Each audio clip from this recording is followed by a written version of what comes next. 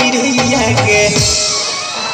अरे दादा बिकी विशाल बुझे बहाल ओधे सबसे मीठा कही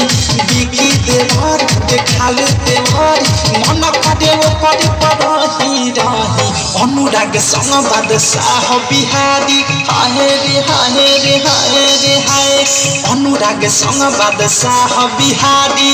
अमिक चटनी चटाई दिया रे का कहीं मोरा सोनिया के खेला